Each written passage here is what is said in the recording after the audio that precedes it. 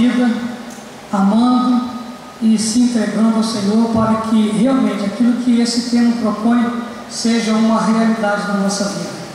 Apenas quero dizer que estou acompanhado da minha esposa, Mara, que está comigo aí, e explicar aos irmãos que o pastor Júlio disse que eu teria que me retirar, na verdade, porque eu estou com o carro alugado, tenho que entregar o carro às 11 horas da noite lá no Galeão. Então já são 9h30, 9h35. Eu costumo falar 1h30, 2 horas. Brincadeira. Vai dar tempo tranquilo. Agradeço ao pastor Eliseu ter trocado, invertido aí a hora para que eu possa, se pudesse uma outra pessoa entregar o carro, eu preferia, na verdade, ficar aqui até o final. Eu gostaria de ficar até o final, mas eu acho que outra pessoa que pode entregar tem que ser eu mesmo.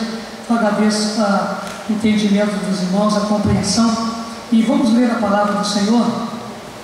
A palavra de Deus que eu quero ler com os irmãos já está bem claro aqui, no segunda carta de Paulo aos Coríntios, no capítulo 12, versículo 15, que tem sido repetido e mais uma vez será, quando a palavra diz assim: eu de muito boa vontade gastarei e me deixarei gastar pelas vossas almas, ainda que amando-vos cada vez mais, seja menos amado. Amém? E gostaria que nós juntos repetíssemos o tema do congresso, que é acendendo a chama do amor pelas almas. Eu não falei junto, vamos junto? Reacendendo a chama do amor pelas almas. Amém.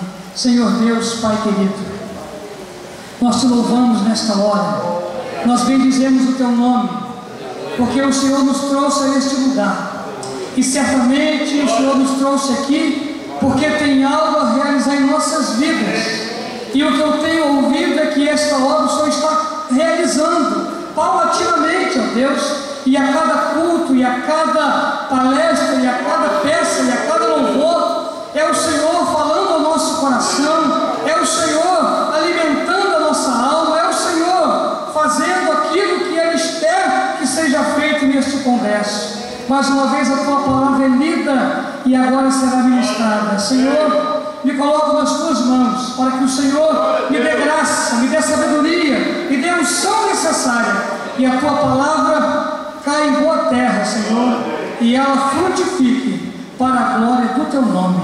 Nós oramos, Pai, certos da vitória, em nome de Jesus. Amém. Amém.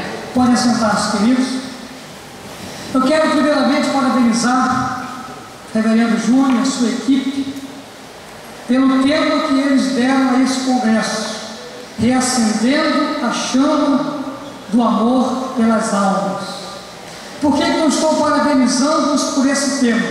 Porque esse tema, ele em si já nos remete a uma reflexão, porque não é acender, é reacender a chama. Nos leva a uma reflexão de como estamos. E quando eu pensava sobre esse tema e as razões que levaram o Espírito Santo a colocar diante de nós, eu me lembrei que a chama de missões, a chama de ganhar almas, a chama que Deus colocou no seu povo, ela começou no dia de Pentecostes. O Senhor disse: ficai em Jerusalém até que do alto sejais revestidos de poder. Esse poder tinha uma finalidade clara: para seres minhas testemunhas. E depois de alguns anos, depois do Pentecostes, exatamente 60 ou 63 anos depois, o Senhor Jesus fez uma avaliação da igreja. Havia muitas igrejas, e Jesus avaliou 7 delas. Essas 7 correspondiam a todas as igrejas. Os irmãos sabem, o 7 é o número da totalidade, o número da perfeição. E depois de 60 anos que a chama foi acesa, o Senhor faz uma avaliação da igreja, e Ele encontra uma igreja. Interessante isso aqui. Ele encontra uma igreja que estranhamente era atarefada, trabalhava muito, mas não tinha um verdadeiro amor por Jesus. encontrou uma outra igreja que tinha uma estranha ideia de que, em parte, poderiam servir e confessar a Cristo, e, por outra parte, amar e viver no pecado. Encontrou uma terceira igreja que havia permitido uma mulher ensinar uma doutrina errônea que levava os membros daquela igreja ao pecado. Encontrou uma quarta igreja que tinha o rótulo de ser uma igreja morna, uma igreja sem vida, onde os melhores dias estavam no passado e viviam apenas de memória. A quinta igreja era uma igreja que recebeu o rótulo de ser sem vida, porque seus melhores dias estavam ainda no passado. Jesus estava fora dessa igreja, indagando se alguém poderia recebê-lo e submeter-se a ele. Do grupo de 7 igrejas, apenas 2 tiveram um bom diagnóstico de Jesus. Uma que foi purificada pelo sofrimento, e outra que, ainda que não era forte, pelo menos guardou a palavra de Deus. E assim diz a Bíblia que o Senhor abriu-lhe uma porta, colocou diante deles uma porta aberta. Lembra, irmãos, que foram passados apenas 60 anos depois de Pentecostes, e agora a igreja de Cristo estava fria, distante, precisando que a chama do amor pelas almas fosse reacendida novamente. E agora esse tema vem, e penso eu que é para que nós pudéssemos fazer uma reflexão e examinar a nossa igreja. E quando eu digo assim, examinar a nossa igreja, eu não estou me referindo aos que estão aqui, porque quem está aqui, está claro que a chama está acesa. O problema é com quem não está aqui. Mas um quadro geral da nossa igreja precisa ser colocado diante dos irmãos. Já que foi dado a mim esta oportunidade, eu escrevia que ao viajar por diferentes cidades pregando o Evangelho, visitando igrejas, supervisionando a região, quarta região que fazemos os meus cuidados, eu tenho percebido, infelizmente, como as igrejas estão frias quanto à tarefa missionária, quanto ao amor pelas almas. E quando eu recebi o relatório do secretário-geral de missões, reverendo Hamilton, no dia 10 de agosto desse mês, aquilo que eu imaginava estar acontecendo ficou comprovado que está acontecendo, porque no seu relatório ele me manda que nós temos 642 igrejas, entre igrejas e congregações, e até o dia 10 de agosto, dessas 642 igrejas, apenas 212 igrejas enviaram a oferta missionária. Fiz uma conta, e isso chegou a apenas 33%. Eu tenho esses dados divididos por região, mas não convém o caso falar de quem não está aqui. Primeira região, 33%. Parece-me que aquele ardor, aquele amor, aquela chama que foi acesa, parece-me que ela perdeu a sua força, perdeu o seu brilho. O que percebo é um certo comodismo. Está tudo bem, está bom, a igreja está cheia, está caminhando bem, temos estado acomodados com o que está acontecendo. A grande verdade é que nós nos esquecemos do que John Wesley disse ao afirmar: não temo que a igreja deixe de existir, o que temo é que ela siga existindo como algo frio e sem vida espiritual. Parece-me que esse temor de John Wesley, infelizmente, acabou acontecendo. A igreja de Cristo hoje parece estar vivendo, necessitando urgentemente que essa chama da paixão das almas seja acesa novamente. E a pergunta que me fiz quando escrevia e preparava é: quem é o responsável por essa situação? Quem é o culpado desta frieza? Quem é o culpado do nosso comodismo? E eu encontrei as seguintes respostas: nós mesmos somos os culpados. A culpa está em nós. Nós é que permitimos que essa frieza entrasse no nosso coração. É nosso dever manter a chama do amor acesa. É nosso dever parar o que está errado e começar a fazer o que é certo. É nosso dever obedecer a voz do Mestre. É nosso dever. Um dia nós vamos prestar contas a Deus. E é nosso dever buscar o avivamento. É nosso dever buscar que a chama não se apague. O que está faltando? Está faltando, irmãos, colocarmos a obra missionária como prioridade na vida da igreja e na nossa vida.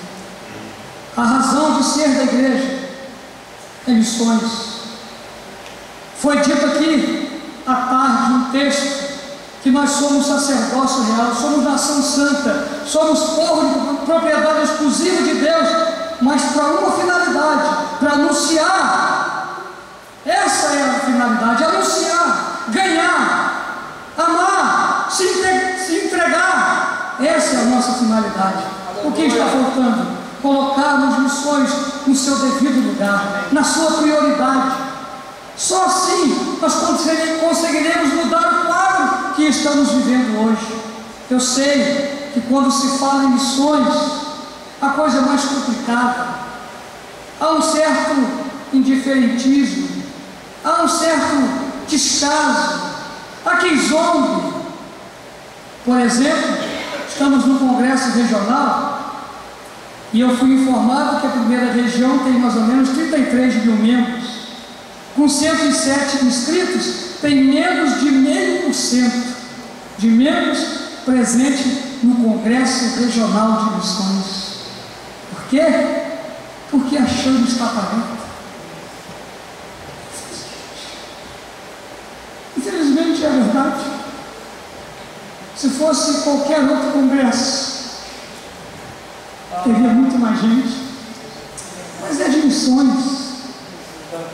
Tem gente que zomba, gente que descasa, quando na verdade a razão da igreja é essa, a vida da igreja é essa. Temos que orar para que essa chama seja reacesa novamente em nossos corações. Quando nos lembramos de Paulo, que coisa linda, Paulo, o apóstolo, que não deixou que a chama do amor pelas almas se apagasse. E ele, nós o vemos pregando com veemência em Listra, onde foi apedrejado e por causa disso foi arrastado fora da cidade, deram como morto. Mas ele se levantou diante dos seus discípulos e voltou para a cidade e continuou a pregar. No outro dia, ele vai para Derbe e continua o seu ministério. Que grande paixão pelas almas. Sabe, irmão, nós devemos sonhar com um dia que vão dizer o que foi dito daqueles crentes lá em Atos, capítulo 17, no versículo 6. Esses que têm alvoroçado o mundo chegaram também aqui. O amor pelas almas perdidas deve nos levar a alcançar todos os rincões dessa terra, para que eles digam: esses que têm atormentado o mundo, esses que têm transformado o mundo, chegaram também aqui. Amados irmãos, nessa avaliação primeiro que estamos fazendo da igreja, nós temos que ser sinceros. E se formos sinceros, nós temos que melhorar, nós temos que mudar a nossa prioridade em relação a missões. Nós estamos no tempo da promessa de um grande avivamento, estamos no tempo da promessa de uma grande colheita, e a nossa parte é trabalhar. A nossa parte é arregaçar as mangas e trabalhar. A parte de Deus é nos dar graça, é nos dar sabedoria, é nos encher. É o que diz Paulo: eu plantei, Apolo regou, mas é Deus que dá o crescimento. A nossa parte é pregar, a nossa parte é plantar, a nossa parte é trabalhar, arregaçar as mangas. O crescimento Deus vai dar. Se fizermos bem a nossa parte, irmãos, Deus sempre faz bem a parte dele. O que está faltando? Será que a história não nos serve de exemplo para marcar a nossa vida? E eu buscar algumas experiências que poderiam tocar o nosso coração, e eu não poderia deixar de citar o grande pregador chamado Jonathan Edwards. Viveu um tempo muito difícil, onde as pessoas não queriam ir aos templos, só iam por tradição. Edwards jejuava, orava, buscava Deus, e diz a história que jejuava até por 13 horas por dia. Quando um dia que ia pregar em Field, no dia 8 de julho de 1741, depois de jejuar 13 horas, para pregar o sermão famoso, Pecadores nas mãos de um Deus irado. Diz que quando ele pregava, havia pessoas que se agarravam aos bancos, pensando que estavam indo cair no inferno. Outros se agarravam nas colunas do templo, porque sentiram as chamas do inferno debaixo dos seus pés. Uma terceira pessoa saiu correndo do banco, chegou no púlpito e gritou: tem misericórdia de nós, Senhor Eduardo. Durante aquela noite, toda a cidade não conseguiu dormir, porque um homem de Deus havia falado com uma verdadeira paixão missionária. Me lembrei da história de Charles Finney, que no dia 10 de outubro de 1821 se converteu sozinho no meio da floresta, enquanto ele orava no matagal. Finney experimentou uma poderosa conversão. Mais tarde, no mesmo dia, ele foi batizado com o Espírito Santo no seu gabinete, uma experiência que ele relatou assim na sua autobiografia: assim que me virei para me sentar perto do fogo, um poderoso batismo do Espírito Santo caiu sobre mim inesperadamente. Nada esperava, tudo desconhecia daquilo que se estaria passando comigo. Nunca havia sequer imaginado que tal coisa existisse para mim. Nunca me recordo de alguma vez haver ouvido uma pequena coisa sobre tal coisa. Foi de todo uma coisa absolutamente inesperada. O Espírito Santo desceu sobre mim de maneira que mais me parecia trespassar-me e atravessar-me de todos os lados, tanto física como espiritualmente.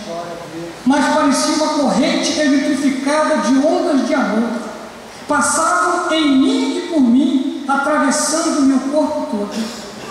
Mas me pareciam ondas de amor de forma líquida, uma corrente de vida e amor, pois não acho outra maneira de descrever tudo aquilo que se passou comigo. Parecia-me o próprio sopro de vida vindo de Deus. Lembro-me distintamente que me parecia que esse amor soprava sobre mim com grandes asas. Não existem palavras que possam sequer descrever com a preciosidade e com a quantidade de amor que foi derramado no meu coração. Eu chorava de alegria profunda, urrava de amor e alegria. Meu coração muito dificilmente teria como se poder expressar de outra forma. Aquelas ondas vinham sem fim, passavam por mim, em mim, através de todo o meu ser. Recordo-me apenas de exclamar em alta voz que eu ia morrer de amor se aquilo continuasse assim por muito mais tempo. Mas mesmo que morresse, não tinha qualquer receio de qualquer morte em mim presente. Quanto tempo eu permaneci nesse estado de coisas, não sei precisar. Na manhã seguinte, quando fui ao escritório da advocacia, o juiz White entrou e eu lhe disse algumas palavras sobre a questão da salvação. Olhou para mim com espanto, mas não disse uma palavra. Baixou a cabeça e depois de alguns instantes saiu do escritório. Eu descobri depois que as minhas palavras o atravessaram como uma espada e ele não conseguiu recuperar-se até que se converteu a Cristo. Amadas, as pessoas sabiam e viam que quando o Finney chegava nas cidades, as pessoas caíam prostradas sobre o chão chorando e se convertiam de coração, porque ele estava investido no amor do alto. Entre 1857 e 1858, ele ganhou para mais de 100 mil pessoas a Cristo, com paixão pelas almas, para influenciar radicalmente as pessoas. Irmãos, quando temos a chama acesa, alguma coisa acontece com nós. O que precisamos fazer para reacender a chama do amor pelas almas perdidas? Primeira coisa, temos que orar. Zacarias 10:1 diz assim: pedi ao Senhor chuva no tempo da chuva serode, sim, ao Senhor que faz relâmpagos, e Ele lhes dará chuva abundante, e a cada erva no campo. Meus queridos, tudo que Deus faz é gerado na oração. Sabe qual é o segredo de Eduardo? Oração. Sabe qual é o segredo de Filho? Oração. Sabe o que mantém a chama do amor pelas almas acesa? Uma vida de oração, uma vida de busca, uma vida na presença de Deus. Só isso. Precisamos orar, gastar tempo, priorizar. Tem gente que pensa que porque Deus prometeu, vai acontecer, então não precisa orar. Deus já disse que vai acontecer, mas Deus disse que vai acontecer, por isso nós temos que orar, por isso nós temos que gerar isso, que já tem a palavra de Deus que vai acontecer, então ore para que aconteça. É assim na Bíblia, é assim que acontece.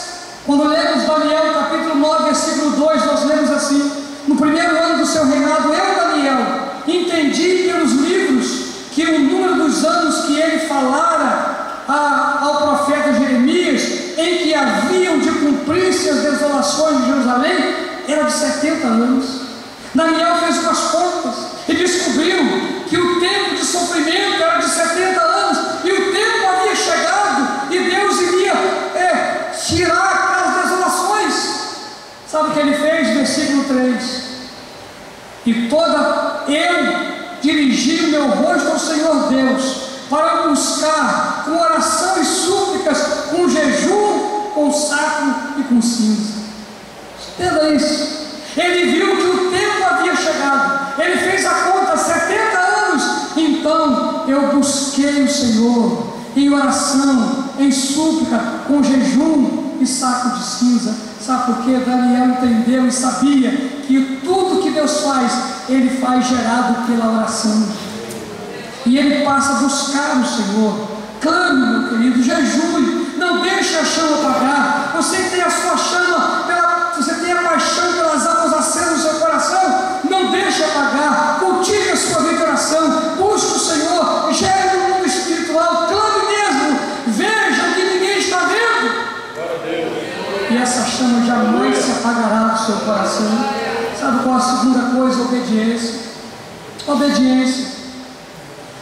No primeiro livro do profeta Samuel, no capítulo 15, versículo 22, tem um texto lindo que diz assim: porém Samuel disse: tem porventura o Senhor tanto prazer em holocausto e sacrifício, como em que se obedeça a sua palavra? Eis que obedecer é melhor do que o sacrificar, e o atender melhor do que a gordura de carneiros. Quando Deus fala conosco, irmãos, a única coisa que Ele espera de mim e de você é obediência. É o que Ele quer, obediência. Está claro a nossa missão, está claro a ordem dada à sua igreja, está claro.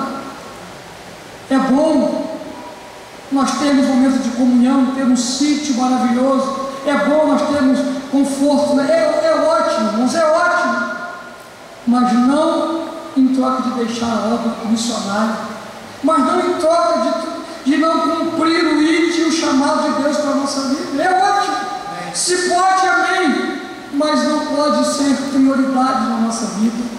A obediência que Deus requer é essa, uma obediência séria, não uma obediência lógica, é uma obediência até ilógica, porque obedecer a Deus não sei o que é lógico. basta obedecer, que o resultado vai ser sempre positivo, vai ser sempre bom, ainda que pareça absurdo. Se Deus mandou, obedeça, porque o final vai ser um final abençoado. Deus disse uma coisa ao seu povo, que deve ter feito muito bem ao coração deles, em Deuteronômio, no capítulo 11, versículo 13 e 14. Ele diz assim: será que, se diligentemente obedecerdes os meus mandamentos, que hoje vos ordeno, de amar e servir vosso Deus, e o servir de todo o coração e toda a alma, eu darei a chuva da vossa terra a seu tempo, a temporã, a seródia, para que recolhais o vosso grão, e o vosso mosto e o vosso azeite. Se você olhar o contexto, Deus fala assim: lá no Egito, vocês tinham que trabalhar com os pés para ter água, né? Não havia água, eles tinham que subir nas rodas e bombear. Assim, comigo aqui vai ser diferente. Eu vou mandar chuva para vocês, vocês não vão ter que ficar bombeando água, eu vou fazer cair na hora certa, eu vou fazer fluir sobre vocês, fiquem tranquilos. Aí Deus dá uma condição: se diligentemente obedecerdes os meus mandamentos, a chuva desce. Sabe por que, irmãos, que tem muita terra seca? Porque não há obediência. Sabe por que tem muita gente chorando? Porque não obedece à voz de Deus, finge que não está entendendo, e às vezes até entende, mas opta por não obedecer, mas aí chora, pede, faz jejum, mergulha na fé, faz campanha. Mas o princípio é a obediência. Se diligentemente obedecerdes, eu quero a chuva de Deus na minha vida, você quer a chuva de Deus na sua vida? Seja obediente à voz do Senhor, obedeça ao líder do mestre, seja obediente. Sabe qual a terceira coisa? Para que essa chama seja reacendida no nosso coração: esquecimento. Parece um absurdo, mas é esquecimento. Isaías 43, 18 e 19: não vos lembreis das coisas passadas, nem considereis as antigas. Eis que faço uma coisa nova, e agora sairá luz. Porventura não a percebeis? Eis que porei um caminho no deserto e rio nos erros. Sabe, meus irmãos, qual o grande obstáculo às coisas novas que Deus quer fazer? São as coisas antigas. Ah, bispo, há 20 anos atrás, há 30 anos atrás, há 47 anos atrás, naquela ponte. Ah, bispo, sabe o que a Bíblia me ensina? Que o Deus quer derramar sobre a sua igreja um vinho novo. Mas essa mesma Bíblia diz que o vinho novo não pode ser depositado no odre velho. O odre velho não aguenta, ele se rompe. Deus só coloca vinho novo em odres novos. Ele quer que nós digamos para Ele: não, foi muito bom há 47 anos, foi maravilhoso, foi muito bom há 20 anos atrás, foi muito bom há 30 anos atrás, mas eu quero algo novo de Deus hoje. O novo de Deus é para agora. Deus pode fazer agora muito mais do que fez no passado, porque Ele é Deus poderoso. Sabe o que está faltando? Quebrantamento, disponibilidade. Oséias capítulo 10, versículo 12: semeai para vós em justiça, ceifai segundo a misericórdia, lavrai o campo da lavoura. Eu guardei isso: lavrai o campo da lavoura.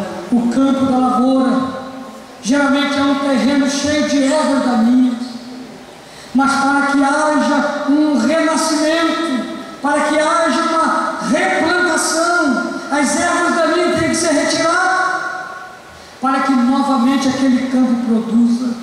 Eu fiquei curioso, busquei um dicionário, eu quis saber o que é lavrar. O que é lavrar? E tem 7 formas diferentes, anotei algumas. Em relação à pedra, lavrar é lapidar. Em relação à madeira, lavrar é aplainar. Em relação ao documento, lavrar é redigir.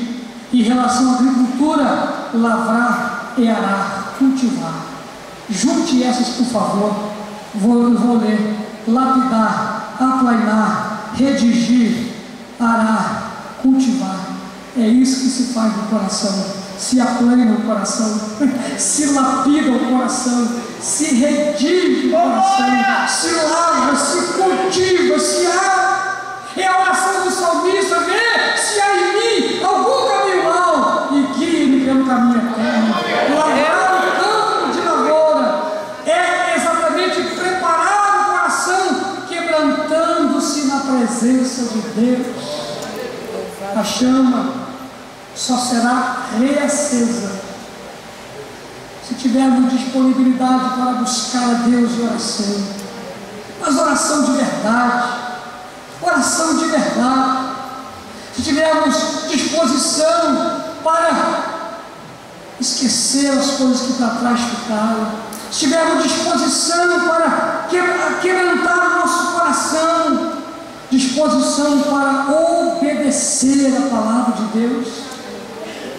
Meus irmãos, quando o Espírito Santo reuniu essa equipe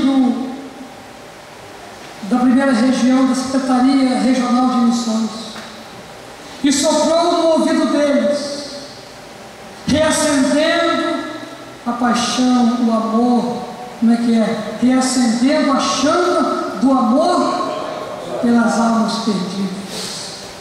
Ele estava fazendo um clamor, porque o Espírito Santo conhece a vida da igreja.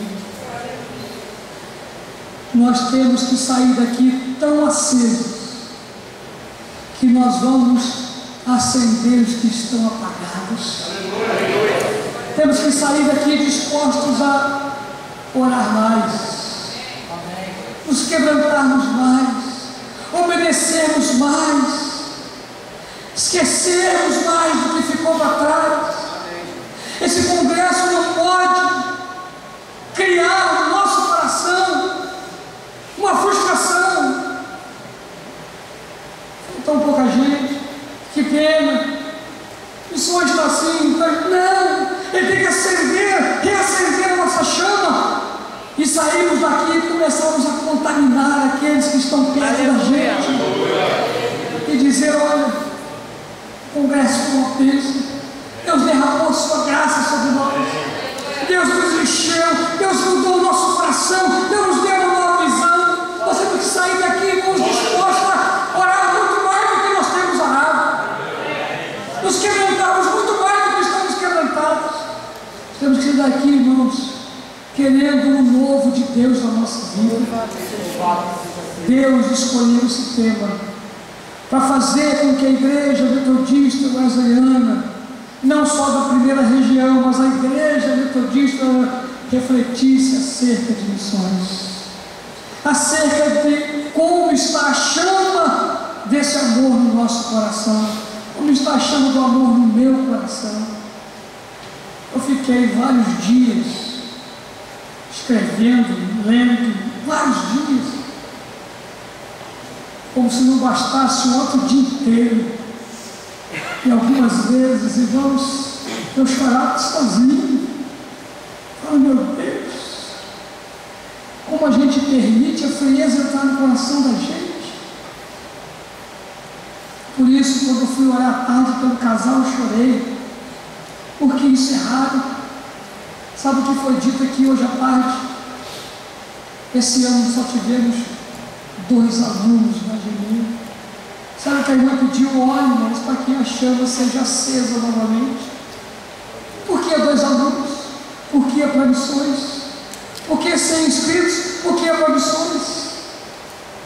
As missões, missões estão no coração de Deus. Missões é a razão suprema da igreja. Quantos projetos lindos foram colocados aqui. Alguns eu nem conhecia da GMU. Quem perdeu esse painel perdeu muito.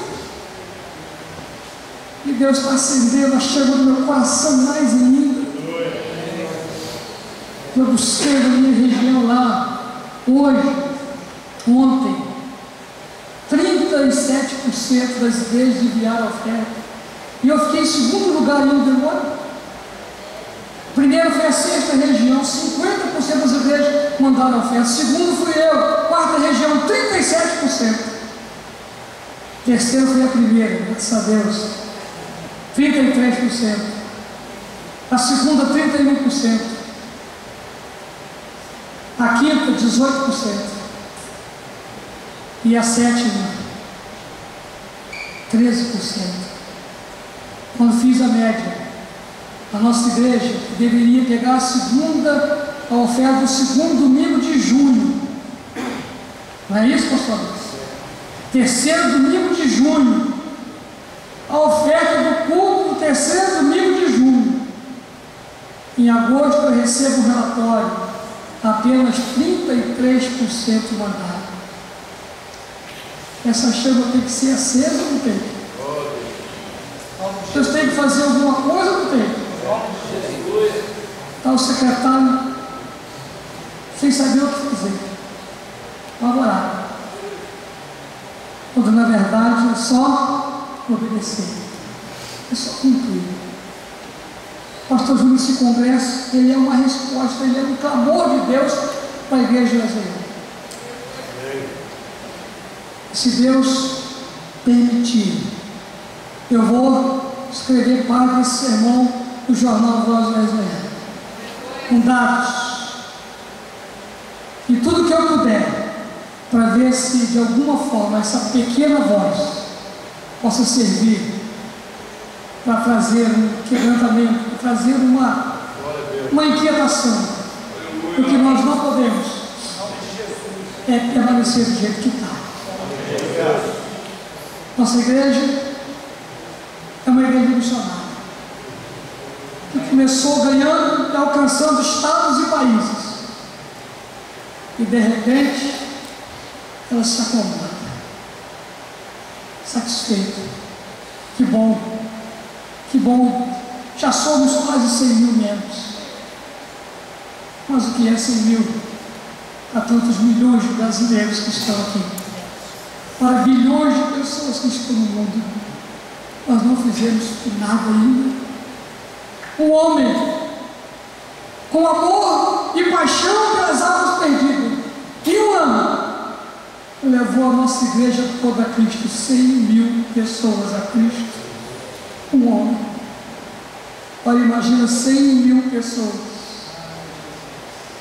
Quanto poderíamos levar a Cristo com a nossa vida, com o nosso amor? Sabe o que está faltando?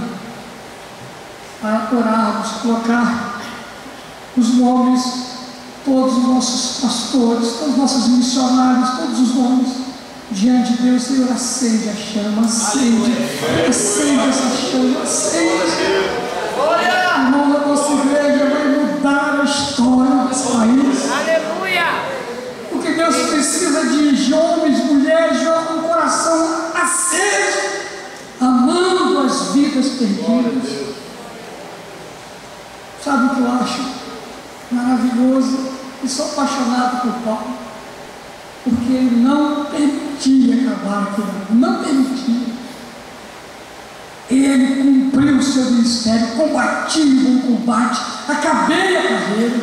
Paulo vivia com o seu coração inflamado pelas almas perdidas, um missionário por excelência. Finney, Eduardo e tantos outros, John Wesley e tantos que eu poderia citar aqui e colocar para os irmãos, mas eu sei que geralmente não sobra muito tempo para o pregador. Hoje eu fui abençoado, não foi golpe não, é que eu tenho que entregar o carro mesmo, mas se fosse tudo normal, eu ia pegar lá para as 10h30, todo mundo já cansado, eu teria que falar o mais rápido possível, para não cansar. Eu sei que é difícil, mas eu teria tantos missionários para colocar e dizer o seguinte: Deus fez com eles, Deus faz com a gente também. Sabe o que Deus precisa? De pessoas assim, que amem algo missionário, que tenha a chama acesa por missões, que obedeça, e que se lance, e que se quebrante, e que pague um preço de oração. Que Deus encontre esses homens aqui, essas mulheres aqui, que nós sejamos a resposta de Deus para o tempo de agora. Tome a decisão de obedecer. Esqueça o passado, no sentido de ficar preso a ele, não da história. A história é linda, tem que ser lembrada, mas não fique preso a ele. Abra-se para o novo de Deus. Quebrante-se diante de Deus. Assim, a chama será reacesa e jamais se apagará. Que Deus nos abençoe. Que o Espírito Santo possa confirmar essa palavra no nosso coração, em nome de Jesus. Fiquemos de pé, irmãos.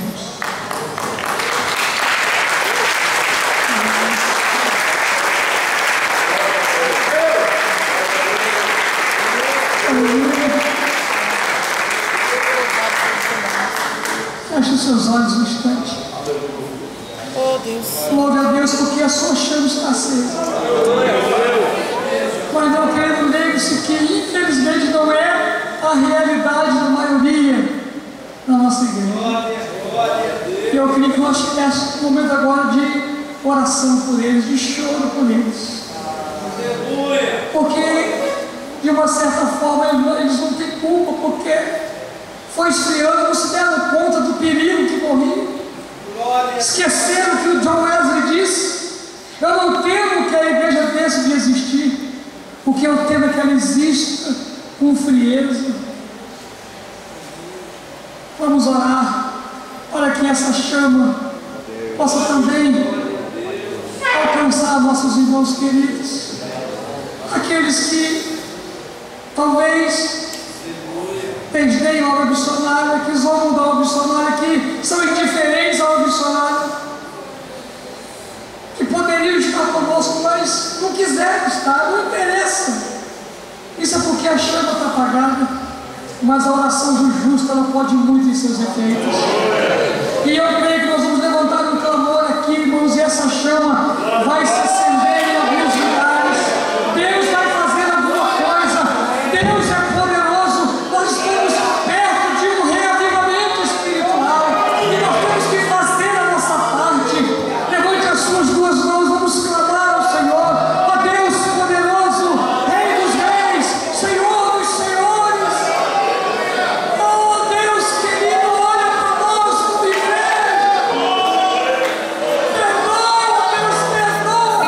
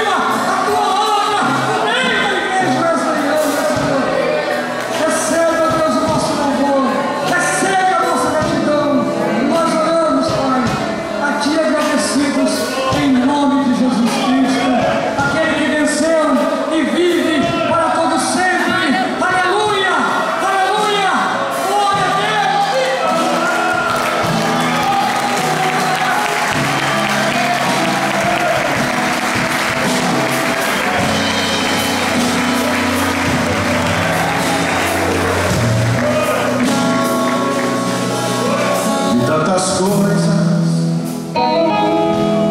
que andei fazendo, de quase toda me arrependi,